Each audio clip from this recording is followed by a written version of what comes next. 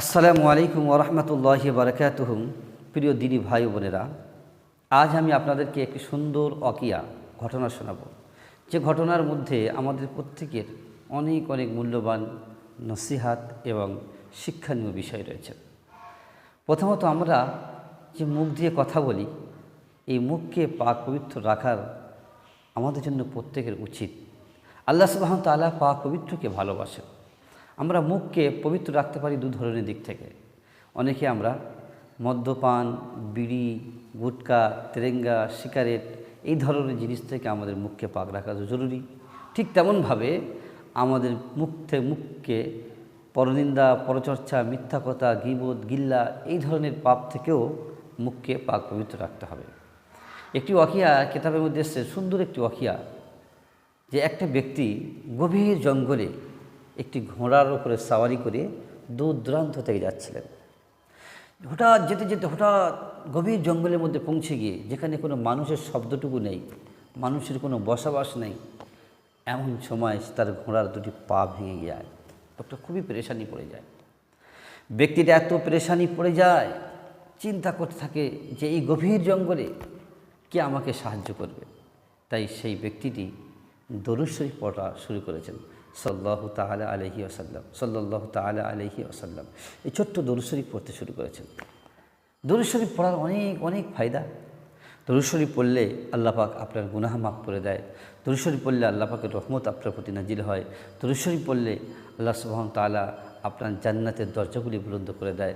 দরুদ শরীফ পড়লে রাসূলুল্লাহ সাল্লাল্লাহু আলাইহি ওয়াসাল্লাম নৈকট্য লাভ হয়। অনেক অনেক অগন্তি ফায়দা। ওই ব্যক্তিটি দরুদ শরীফ পড়তে পড়তে পড়তে পড়তে তিনি ঘুমিয়ে পড়ে যান। যেই ঘুমিয়ে পড়ে যায়, তিনি ঘুমের মধ্যে দেখছেন যে তিনজন আল্লাহওয়ালা মানুষ তার কাছে এসছেন। দেখছেন যে তিনজন আল্লাহওয়ালা মানুষ তার কাছে এসছেন। একজন আল্লাহওয়ালা মানুষ দূরে দাঁড়িয়ে রয়েছেন, আর দুজন তার কাছে এসে ওই যে ঘোড়াটার পা ভেঙে গেছে তার কাছে এসে ঘোড়াটা পায়ে হাত দিয়ে পাটা আবার ঠিক হয়ে গেছে, ঘোড়া দাঁড়িয়ে গেছে। তিনি দুজনকে জিজ্ঞাসা করলে, আপনার দুজন কারা? ওই আল্লাহওয়ালা তিনি বললেন, আমি হলাম হাসান বিন আলী, ইনি হলেন হুসাইন বিন আলী। সুবহানাল্লাহ, আমরা রাসূল করিম সাল্লাল্লাহু আলাইহি ওয়াসাল্লামের দহিত্র পুত্র হাসান হুসাইন। এবং খফের মধ্যে ওই ব্যক্তিটা জিজ্ঞাসা করলেন, দূরে উনি কে দাঁড়িয়ে আছেন? তখন স্বপ্নের মধ্যে হাসান হুসাইন বললেন, উনি হলেন আমার নানাজান নবী করিম সাল্লাল্লাহু আলাইহি ওয়াসাল্লাম। সুবহানাল্লাহ। আমরা অনেকে জানি রাসূল করিম সাল্লাল্লাহু আলাইহি ওয়াসাল্লামের স্বপ্নে যদি কোনো ব্যক্তি দেখে, এটা সত্য। আল্লাহ রসুলের সুরাত, আল্লাহ রসুলের আকৃতি শয়তান কোনোদিন ধারণ করতে পারে না। ওই ব্যক্তিটি দূর থেকে বলে, ইয়া রাসূলুল্লাহ, আপনি কেন দূরে দাঁড়িয়ে আছেন? আমি কি আপনার কাছে যাব? আপনার গিয়ে কদমুসি করব, আমার জীবনটা ধন্য হয়ে যাবে। রাসূলুল্লাহ বললে, খবরদার, তুমি আমার কাছে এসো না। তোমার মুখ দিয়ে হুক্কা গাঁজার গন্ধ বেরোচ্ছে, তুমি আমার কাছে এসো না। আল্লাহ রসুল সাল্লাল্লাহু আলাইহি ওয়াসাল্লাম তাকে কাছে আসতে দেননি। ভাই, আমি আপনি রাসূলুল্লাহ সাল্লাল্লাহু আলাইহি ওয়াসাল্লামকে জানের থেকে বেশি ভালোবাসি। আমি আপনি রাসূলুল্লাহকে জানের থেকে বেশি প্যার করি। আল্লাহ না চায়, আল্লাহ যদি আমাদের সকলে আল্লাহ যদি চায় আমাদের জিন্দেগির গুনাহগুলিকে মাফ করে দিলেন, আল্লাহ পাক আমাদের জান্নাতের ফায়সালা করে দিলেন। কিন্তু যখন রাসূলুল্লাহর কাছে আমরা যাব, সাক্ষাৎ করব, রাসূলুল্লাহ বলবে, তুমি আমার উম্মত নয়, তোমার মুখ থেকে দুর্গন্ধ বেরোচ্ছে, তুমি সেই উম্মত যে তোমার মুখ থেকে মিথ্যার গন্ধা, পরনিন্দার গন্ধা, গীবতের গন্ধ বেরোচ্ছেন, বদবু বেরোচ্ছেন, যাও তুমি চলে যাও।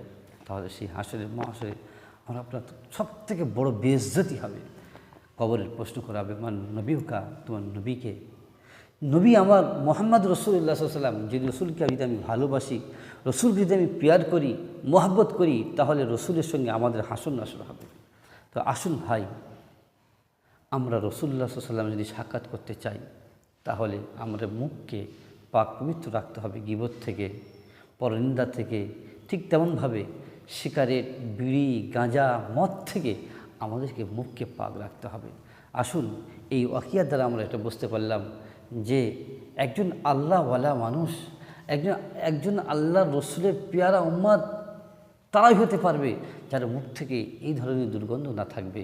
আসুন না আমরা প্রত্যেকে এই ধরনের গুনাহগুলিকে পরনিন্দা পরচর্চা ঠিক তেমনভাবে বিড়ি গাঁজা গুটখাকে আমরা খাওয়া ছেড়ে দিই রসুলের মহব্বতে ভালোবাসায় আল্লাহ পাক